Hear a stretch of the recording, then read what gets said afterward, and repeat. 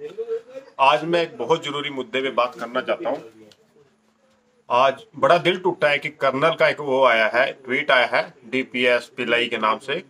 वो बोल रहा है कि जो फर्स्ट वर्ल्ड वॉर में जो 6 सोल्जर जो हमारे इंडिया के जो सोल्जर्स मरे हैं, जिनमें 50% सिख थे और जाट थे और हरियाणा के जाट थे, वो ब्रिटिश मिलिट्री के वार मेमोरियल के वो थे, मिशनरी होते हैं जो भाड़े के होते हैं, फौजी होते हैं, जो भाड़े के फौजी होते हैं। वो बोला उसने, कर्नल ने, आर्मी कर्नल है, डीपीएस है, वो शौर्य चक्कर से मिला हुआ है उसको। तो फिर उसको मैं आज एक जवाब देना चाहता हूँ सारे अपने भाइयों को भी, जो अमर ज्योति है हमारी, जो मैं अपने शूद्र भाई हैं, जो सिख भाई हैं, जो छोटी कम्युनिटी से आते हैं, जाट हैं, गुज्जर हैं, उनसे एक ही मैसेज उनके लिए बड़ों के लिए नहीं है, जो कि हमारी ये स्वर्ण जाति है, उनके लिए नहीं है, उनके लिए है जिनके ऊपर ये अटैक है, अमर ज्योति को बुझा देना और ये ऐसे से ट्वीट आना। जो आपको एक बार मैं समझाना चाहता हूं, क्योंकि ये सात सिंपल लैंग्वेज में नहीं समझ पाते लोग, क्या है इसका मतलब, क्या अमर ज्योति क्या है, क्यों है इसको मिटाया जा रहा है। अमर ज्योति जो है 1972 में ये इंदिरा गांधी ने लगाई थी कि जो सेकंड वर्ल्ड वॉर, सबसे पहले तो इंडिया गेट। अमर ज्योति का क्या है, चलो एक आग है, जल रही है, 50 सालों से जल रही है पिछले, और उसके आगे एक इंडिया गेट है। और इंडिया गेट पे जो फौजी है फर्स्ट वर्ल्ड वॉर में मरे थे, उनकी याद में जो अनगिनत फौजी थे जिनके नाम, तो अगर इंडिया गेट पे जाके फौजियों के नाम पढ़ोगे ना, तो सिख सोल्जर्स के और जाट भाइयों के मिलेंगे, सारे उनके मिलेंगे। तो उनके ही नाम लिखे हुए हैं। ये सिखों के और उनके इतिहास को मिटाने की एक है। पहले उन्होंने आग बुझाई है, बाद में इसको क्या अब बोलने लगे, इंडिया गेट को बोलने लगे, तो ब्रिटिश की कॉलोनियल राज की वो है, ये तो स्मारक है, इसको मिटाना है। हमने जो फर्स्ट वर्ल्ड वॉर में सिखों ने जो पार्टिसिपेट किया है, अंग्रेजों के साथ मिलकर वर्ल्ड वॉर लड़ा था हिटलर के खिलाफ, उसको कहते हैं लोग कि ये तो अंग्रेजों के साथ मिल गए थे, इनका था।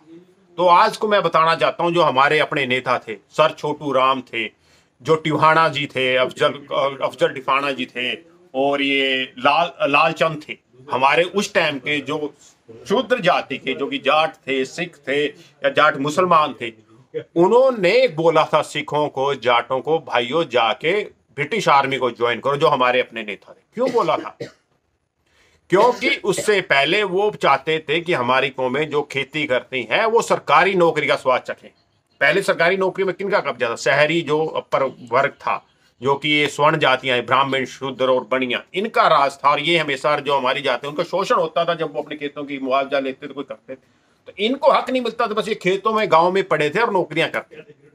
तो इनको पहली बार बुलाया कि आप सिस्टम के अंदर जाकर भी फौजी ही बनो, कुछ भी बनो, आपको बाद सैलरी मिले, उनको पेंशनें मिली, उनको ट्रेनिंग मिली, उनको एक्सपोजर मिला। उनको पता था इसका क्या, कि कल अगर हमें अपने किसान भाइयों को, अपने जाट भाइयों को, अपने गुज्जर भाइयों को, अपने सैनी भाइयों को मिलिट्री में हमें उठाना है, अगर हमें अपने उनको सिस्टम में डालना है, पॉलिटिक्स में डालना, ना कि वो सिर्फ खेतों तक सीमित रहे, उनके बच्चे खेतों तक ही सीमित रहे, उनको पढ़ा लिखना ना पता लगे, नौकरियां क्या होती हैं, सिस्टम क्या होता है। क्योंकि ये जातियां ऐसे दिन का शोषण होता था, वो नए नए रूल लेके आते थे, बनिए दुक्कम 96, 2 ब्याज के 2 लिहाजी 100 रुपए देते, ये सब चलता था। तो इनको, इन अपनी कौमों को उठाने के लिए, शूद्रों को उठा के राजतंत्र में डालने के लिए, जो हमारे कुछ नेता जैसे सर छोटू राम जी, ये नेताओं ने आह्वान किया था कि आप इन जॉब्स में ज्वाइन करो, मिलिट्री को ज्वाइन करो, ताकि तुम्हें पता लगे क्या।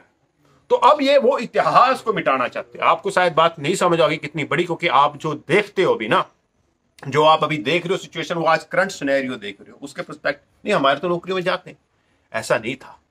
1920 की बात कर रहा हूं, एक भी नहीं था, और अब भी नहीं है, अब भी एक दिखावे के तौर पे कुछ लेवल पे है। तो उनको उठाने के लिए अब इतिहास मिटाया जा रहा है। सर छोटू राम, मुझे नहीं लगता कि ये सबसे बड़े नेता है, 80-90 साल के किसी भी आप बुजुर्ग से बात करोगे ना, आंखों में आंसू आ जाएंगे उनके, सर छोटू राम का नाम लिया जाएगा। हमें जमीनों का हक दिलाने वाले सर छोटू राम का बहुत बड़ा हाथ है। भागड़ा नंगल डैम उन्होंने पहले जमीनें गए। क्या आपने कभी सुना है बनिए होते हैं, बनिए किसका, अपने उसका नाम छोटू राम क्यों रखते हैं? जो उनके काम करते, क्योंकि नफरत करते सर छोटू राम। सर छोटू राम ने उनकी बहियां पाड़ के किसानों को उनकी जमीनें दिलाई थी, इसलिए उसका गुस्सा हुआ है। आज सारा अपना सर छोटू नाम लिखते हैं। जाट था, रोहतक का जाट था वो, पर वो जाट का नहीं था, वो सारे शूद्रों का, अपने किसान को हम का नेता था। उसके बारे में पढ़ के देखना, उनकी किताबें पता क्या है। भाखड़ा नंगल डैम पे जो साइन हो रहे हैं ना, जो पास होने से पहले 6 करोड़ सिंध से लेके आया था, मैंने किसानों तुम्हें मैंने जमीनें भी दिलवाई हैं, अब मैं तुम्हें पानी भी दूंगा उसको सींचने के लिए। ये उनका नेता था। जो आज उठ के हम अपनी कौम है, जो उनको लगता है खेतीदार है, हम सैनी है, खेतीदार हैं, हमारे पास जो जमीनें हैं सर छोटू राम की, पर उसका इतिहास सब मिटा दिया गया है। बुजुर्ग जानते हैं, बड़े नहीं जानते। मुझे लगता है जिन लोग मेरी वीडियो देख रहे होंगे कि देखते होंगे क्या है ये, उनको भी नहीं पता होगा, नहीं पढ़ते, क्योंकि ना उसको मीडिया बोलता है, ना उसको स्कूलों में बताया जाता। क्यों? मीडिया पे कब्जा किसका है? वो स्वर्ण जातियां। 10% लोग सारा मीडिया कब्जा करा बैठा है। 90% आपको कभी सैनी दिखा है, कोई जाट दिखा है? वो पीछे एडिटर में एक भी नहीं मिले। 100% कब्जा हिंदी मीडिया पे। कभी जजेस इसकी बात नहीं करते, क्योंकि सारे उन पे डेमोक्रेसी के 4 पिलर हैं। जो मोटी मोटी बात है, कुछ जातियां अंग्रेजों की तरह इस देश पे राज कर रही हैं, और वो राज कैसे करती हैं? क्योंकि वो आपका इतिहास मटाती हैं, वो अपनी बातों को चढ़ा बढ़ा के लिखाती हैं। अभी हमारे मेमोरियल्स पे हमारा नाम है कि हमारे लिए तैयार ही है, उसको क्या अभी बुझाई गई है, उसके बाद मेमोरियल तोड़ा जाएगा। तो इस वीडियो के अंतर्गत मैं आपको एक समझाना चाहता हूं, जो सिस्टम कहां है। 4 पिलर हैं डेमोक्रेसी के। सरकार होती है, मीडिया होता है, जिनके हाथ में पावर है। आईपीएस ऑफिसर, कार्यपालिका होती है, जो आईपीएस ऑफिसर, जो सेक्रेटरी होते हैं 180 होते हैं। और चौथा क्या है? जज, न्यायपालिका। जजेस में 1980 से 84 तक एक भी शूद्र जाति का, छोटी जाति का जज नहीं था। और अभी भी 80-90% स्वर्ण जाति, ब्राह्मण, बनी और राजपूत बैठे हैं, जिनकी अपनी पॉपुलेशन 10%। 80% का कोई रिप्रेजेंटेशन नहीं है। और 10 में से अगर 8 एक जाति हो गए, 2 दूसरी जाति के आ भी गए, उनका नहीं चलता, वो 8 ही चलता, उनको उनके हिसाब से चलना पड़ता है। ऐसे कोर्ट में होता है, ऐसे मीडिया में होता है। मीडिया में भी अब आप डेटा देखो, मेरी बात को झूठ साबित कर सकते हो तो मैं आपको इनाम दूंगा। जाके देखो मीडिया में कौन बैठा है। 90%, ये 10% लोग इसी, क्योंकि सारा झूठ जब बोलते हैं। कौन? अंजना तिवारी है, कश्यप नहीं है वो, कश्यप उसके हस्बैंड का नाम है। रवीश कुमार पांडे है, अर्णव गोस्वामी है, पंडित, ये सारे वही बैठे। ये तो सिर्फ चेहरे हैं, पीछे इनके जो बैठा है, जो एडिटर है, जो बोलता है क्या बोलना है, वो यही बैठे। तीसरा, 180 सेक्रेटरी हैं और सब सेक्रेटरी हैं हमारे, जो कानून लिखते हैं, बनाते हैं, जो टीप आईपीएस ऑफिसर्स हैं, उनमें 80-90% यही बैठे हैं। उनके नाम देख लो, उनके सरनेम देख लो जाके, क्या है। इन्होंने एक सिस्टमेटिक तरीके से पूरे तंत्र पे कब्जा कर रखा है। एक सरकारें दे देगी, ये कांग्रेस है, ये बीजेपी है, ये ममता बनर्जी है, टीएमसी है, ये आम आदमी पार्टी। ये हमारे ऊपर क्यों है? क्योंकि सरकारों के, हमें जो नीचे दबे हुए लोगों हैं, उनको लगे कि हमारे पास आजादी है, हम सरकार बदल सकते हैं। पर क्या है? ऑप्शन 2 है, कांग्रेस है, बीजेपी। उनको पता है कभी कांग्रेस से बोर होंगे तो बीजेपी से बोर होंगे तो आम आदमी पार्टी। बढ़िया है केजरीवाल। ममता बनर्जी कौन है? एक ब्राह्मण है। ये सारे ऑप्शन अपने पास रखते हैं, चाहे इधर उनके पीछे बाप एक है। कांग्रेस को पलटा कैसे उन्होंने? कांग्रेस का जब राज था, जब कांग्रेस का सिस्टम खत्म था, तो उसको पलटा क्यों? कमजोर लगी थी, तो उनको ब्राह्मणों को लगा नहीं, नया सिस्टम लेके आना है हमें। उनका आईपीएस ऑफिसर विनोद राय करता क्या है? फेक डालता है 1,32,000 करोड़ का तुझे घोटाला किया, 2 लाख करोड़ का कोयला घोटाला, जो प्रूफ ही नहीं हुआ आज तक। जो बाद में बेचे, 10 साल बाद वो बेचे गए हैं, वो तो 1 लाख के भी नहीं बिकते। जो स्पेक्ट्रम के घोटाले की बात कर रहे हैं, वो तंत्र कैसे काम करता है? सारे मिलके काम करते हैं। आईपीएस ऑफिसर ने लिख दिया भाई ये गड़बड़ है, कोर्ट ने उसके खिलाफ फैसला दे दिया, मीडिया ने चिल्लाया, 10,000 लोग नहीं थे, मैं खुद आपसे उसमें आंदोलन में था, चिल्ला के उसको इतना बड़ा दिखा दिया कि कांग्रेस सिस्टम को ठप कर दिया। करप्ट है कांग्रेस का, मैं साइड नहीं रहा, पर ये देखो तंत्र कैसे काम करता है। सरकार को भी गिरा सकते हैं। अगर 4 पिलर में से 3 पिलर एक तरफ हो जिनके कब्जे में ना, आप कल अपनी सरकार भी बना लो तो कुछ नहीं कर सकते, आपको सिस्टम के खिलाफ लड़ना पड़ेगा। तो इन्होंने 4 सिस्टमों पे कब्जा किया हुआ है। अगर सरकार में ऑप्शन आपने कल मिलके भी बना लेते हो ना, और आपको सरकार क्यों दी जाती है? लगता है कि आपको हमारा अपना राज है, पर नहीं है। सिस्टम उनके हाथ में है, जो मीडिया को कंट्रोल करता है, जो जुडिशरी को कंट्रोल करता है, जो आईपीएस ऑफिसर कंट्रोल करता है, उनके हाथ में राजा वही है। और वो करते क्या है? जहां मेमोरियल की बात आ रही है, ये इनको तोड़ते हैं, इनके इतिहास को खत्म करते। सर छोटू राम का भी नाम नहीं जानता कोई। क्यों नहीं जानता? क्योंकि उनको मिटाया गया है। आज की जनरेशन को नहीं पता कौन है, और वो हमारे हीरो, जमीनें देने वाले, हमारे लिए सबसे बड़े नेता रहे हैं, पर नहीं जानता, खत्म किया गया।